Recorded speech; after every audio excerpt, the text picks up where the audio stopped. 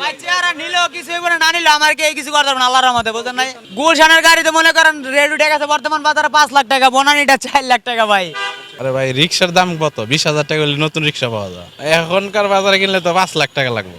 এত দাম হইলো আপনার মনে করেন সোসাইটি আনিছিল মেয়র করছে, মেয়রে তারপরে মারা গেছে স্ট্রোক কইরা, তারপরে এই পর্যন্তই আছে। আর ওখানে বাংলা বাংলা সব চলে, মহাজনরা আম করে কিছু করে, আম করে আরো চালায় খাইতে দেয়, বনানিতে আমরা চালাই। সোসাইটি হয়েছে 8 বছর 9 বছর পর্যন্ত কোনো সাংবাদিক কিছু করতে পারে না।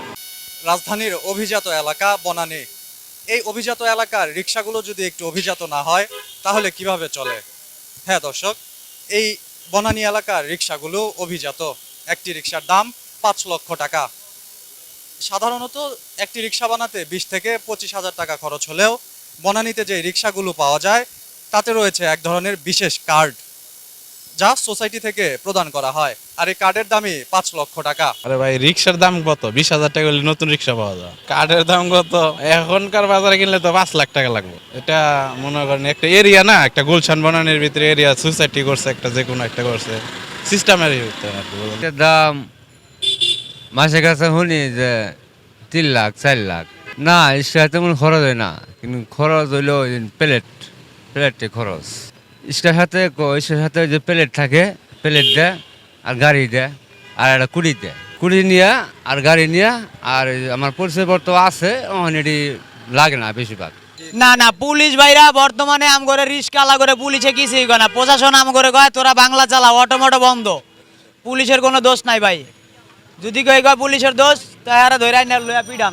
এই যে আমাদের নাম্বার নাই, আমরা নাম্বার ছাড়া গাড়ি চালাই, বনানী সোসাইটিতে আমাদের চালানো নিষেধ, কিন্তু আমরা চালাই, আমরা অসহায় গরিব মানুষ।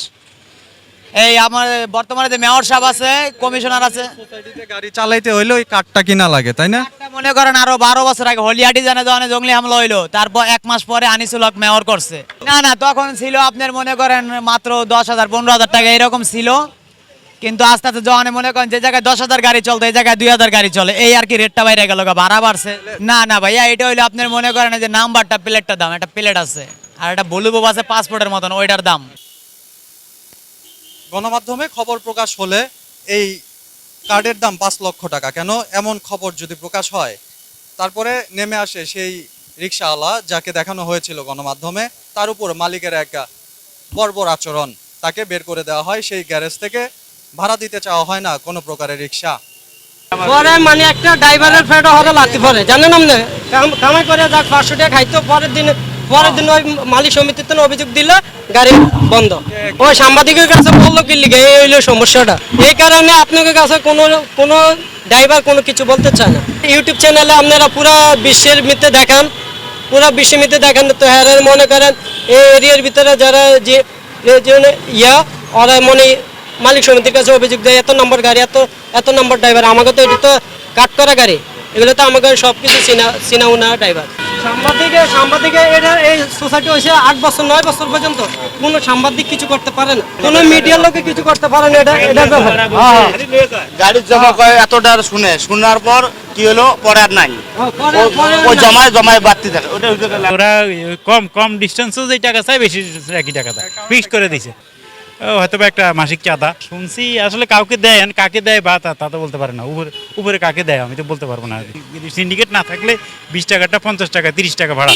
এই যে এখান থেকে আমি মসজিদ থেকে কাটতাম 20 টাকা হইতে পারে, এখন 30 টাকা নিচ্ছে। এই এলাকায় মনে করেন যে 460 টাকা জমা নেয়, গাড়ি জমা।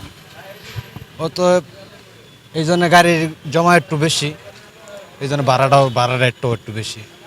জমা তো আর রিস্কালারা ঘর ধরে নিয়ে দিবে না, ভাড়া মেরিয়ে দিবে। এই জন্যই গুলশানে 50 টাকা 50 টাকা, একে গেলে 70 টাকা 60 টাকা।